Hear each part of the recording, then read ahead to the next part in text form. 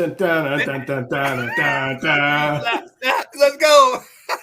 The Washington Commanders. There it is. What is going on, Nathan? How are you doing, my guy? Mute. My bad. I'm good. How y'all doing? We're doing good. Doing well, man. Doing well. We're bringing you on. We're definitely going to talk about joint practices, but Will, bring up that comment again that Ben said, because I definitely think that was something we need to bring Nathan. Yeah, I thought it was great. Ben said, I want to get you guys' thoughts on how teams will only have one set of player cuts this season rather than a week-by-week set of cuts. Will it be easier or more of a challenge for coaches who decide to make their 53-man roster? What do you think, Nate? I think you should wait till the end of preseason, personally, to make your cuts. You think it's easier, support though? this? Yeah, only because I feel like things change week by week. I mean, if you already seen, like today, like, you know, the Ravens had to sign a corner because Marlon Humphrey's out. So there's always somebody who's going to get injured. Is that because McLaurin has been cooking him? No, that's because he didn't need he didn't have to worry about that offense that's trash. Wow. So okay, all right, Nate, that's how we're playing. All right. No, he is getting a foot surgery, so he's only out to week 1. I think if you do it week by week, I don't know. I feel like it should all let's see how some guys do. Like there could be a guy that didn't do well the first 2 preseason games, but he had a really good third preseason game. I think it's really hard to after 3 to do it after each preseason game. Oh no, you're cut. Like I think it's easier if you do it towards the end. You should have an idea of, okay, I like this player. This player could go in the practice squad. This player could be better, and we could work with them. So I believe just do 1 set of cuts. Oh yeah, no, I like that. I hear where you're coming from. You know, have it so everybody gets as much tape as possible.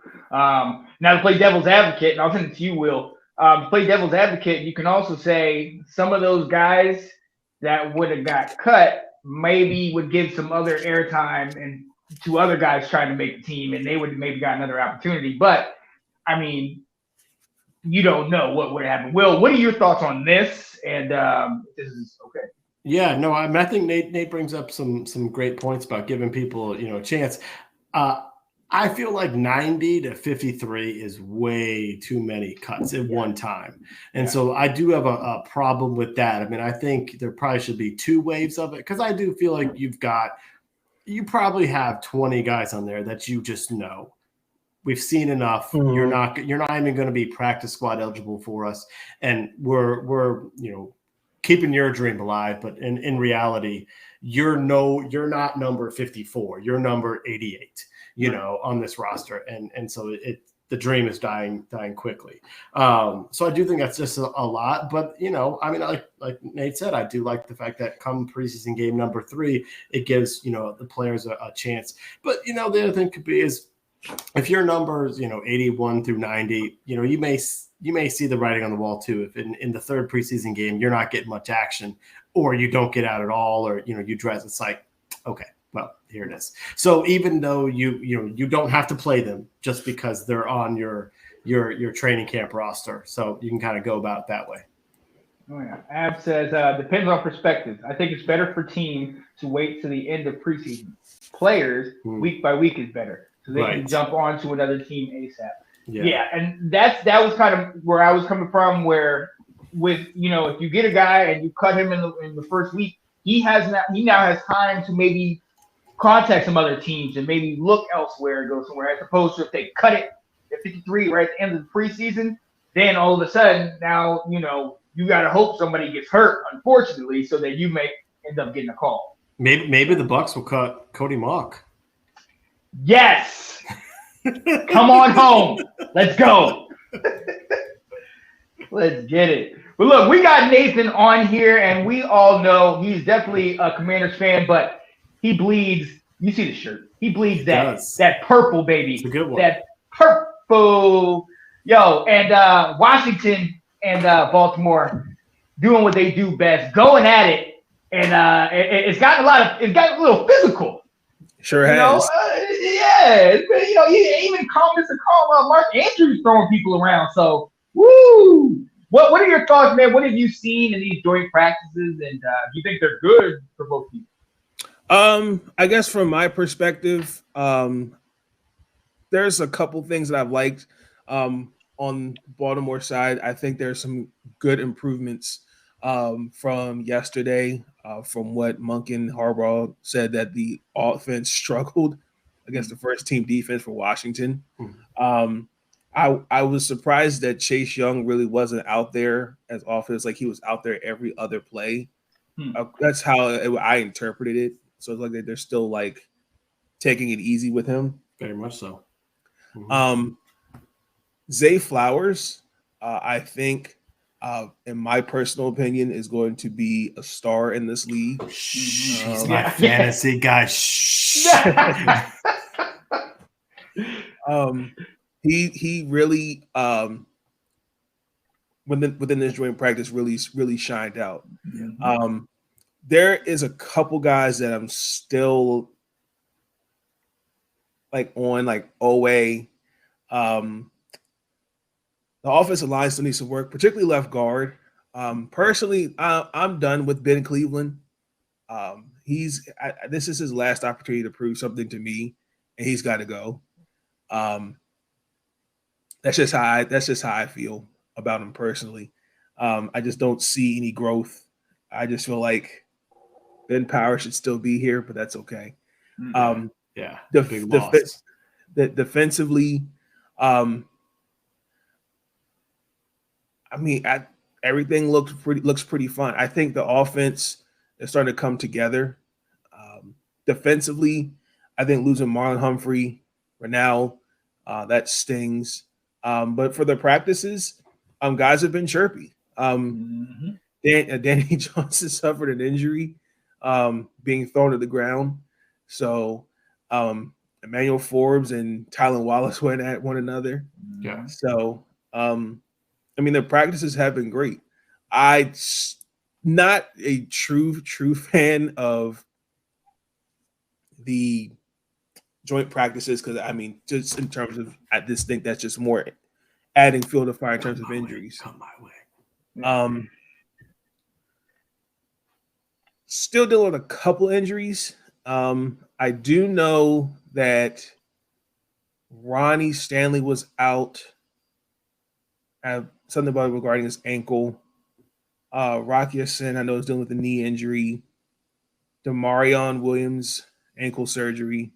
And then Voorhees, obviously, he was my sleeper in the draft. He's out for the year. Right. Bowser's on the physical, unable to perform this. Prochet just came back. Now, don't go through your whole segment here yet. No, I'm just saying those are guys that Harbaugh was talking about. Gotcha. Okay. With an observation. So everything's starting to click. So, yeah. Cool. Oh, yeah. Come my way. Yeah, I got you. I got to try to throw you the oop, man. See, come on, brother. But look, I honestly, this is Ab said Baltimore just signed Ronald Darby. Yeah. Played well for us. But to his point, man, there have been a couple little scuffles, some action or whatever. And this is where, outside of the Cleveland game, it's like the first time we're actually getting to hit somebody with another jersey and it feels good, but I like this. This is the energy that I wanted going into this first game. It's going back and forth. And obviously, there are brothers up north, up 95, so it was going to get a little chippy. But I do like this, minus the injuries. I do like the energy and the iron sharpening iron.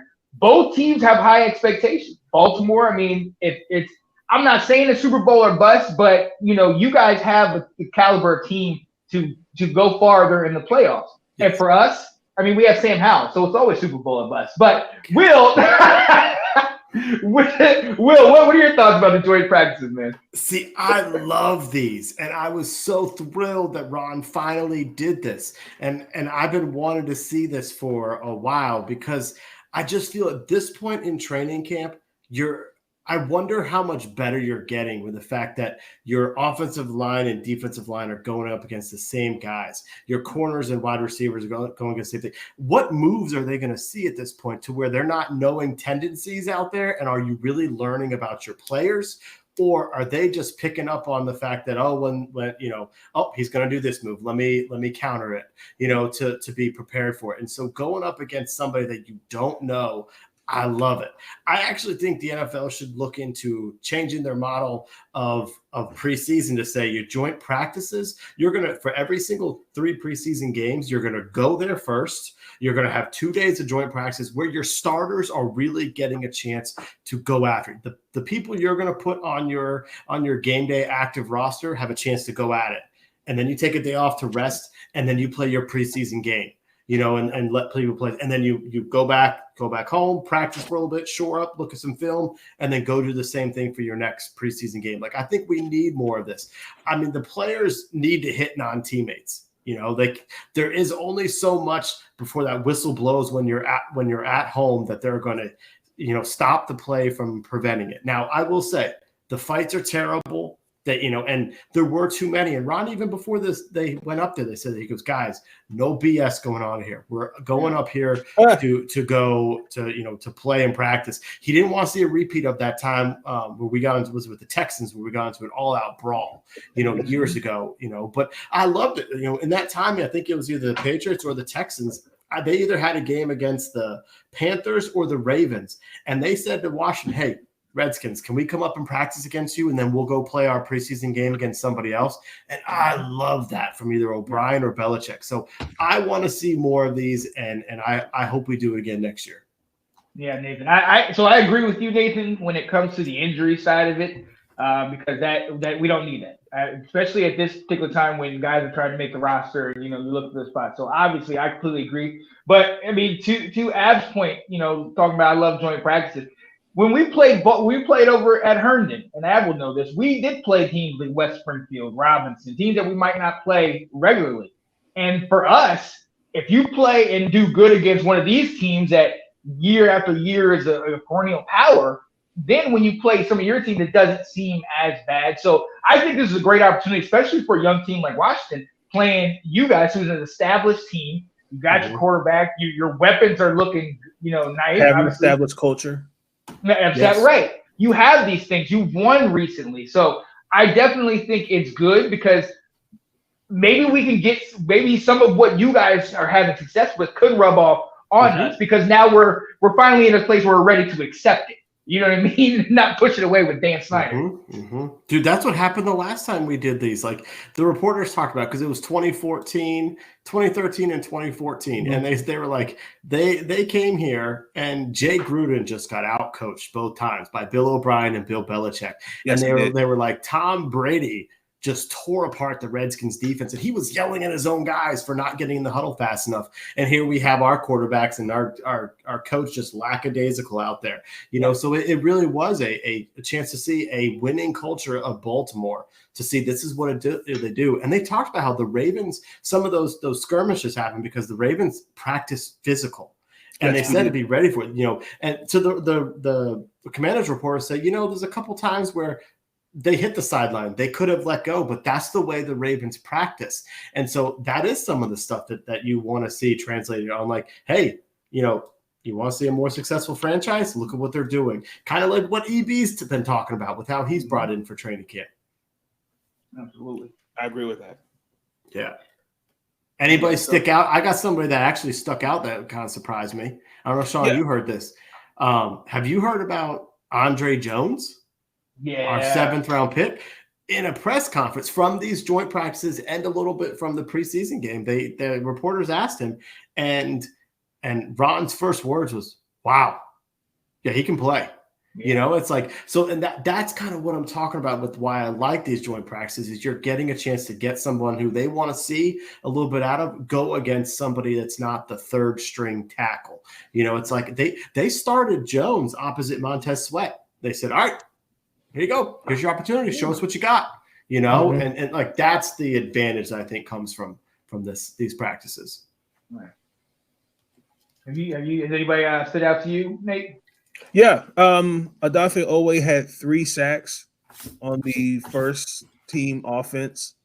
I'm looking at a guy. His name is John Simpson. I think he has a potential to make be the starting left guard.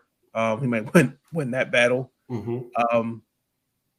Odell Beckham Jr. and Lamar Jackson, obviously, they're still getting up their chemistry. I really kind of want to see this pass rush because that's something we still haven't addressed right now. I mean, Broderick Washington, I know that Justin might have beacon, they're going to do their things, but I'm curious to see how those guys will look as the preseason progresses, particularly coming in this game against Washington. Definitely. Oh, yeah. And for me, obviously, it sticks with the quarterback, man. I love him in this type of atmosphere because of the fact that it is more physical, and they have been coming after him. One of the things we saw in the first game is he's not afraid to be mobile. But one of the things we've been seeing in practice is that it's not always about mobility and scrambling out of the pocket and running. It's still keeping your eyes downfield. One of the things they said in the game, he extends the play. Sam is extending the play and doing it against a solid defense like that, and then building a rapport with Terry, with Jahan Dotson. Here, good. I mean, these two are on the same wavelength, and I really love that. I want to see him go up against stiffer and stiffer competition. Not a regular season game. We're not going to see it the whole time, but still going up against those ones. See, you talked about Owe having the 3 sacks. Great. That means we need to focus on O-line. We need to get our guys focused. Because at one point, and this is what I'm waiting for. I'm waiting for Sam to get sacked and get up and like, God, come on. You know what I mean? Get fired up and get these guys going. It's really take control. He has this real calm demeanor that I love, and the players are all with it. But I love that we're playing against y'all because it's gonna be tough. It's been tough. Yeah. So I like it. Yeah. Mm-hmm. Dun, dun, dun, dun, dun, dun, dun, dun. Let's go. The Washington Commanders. There it is.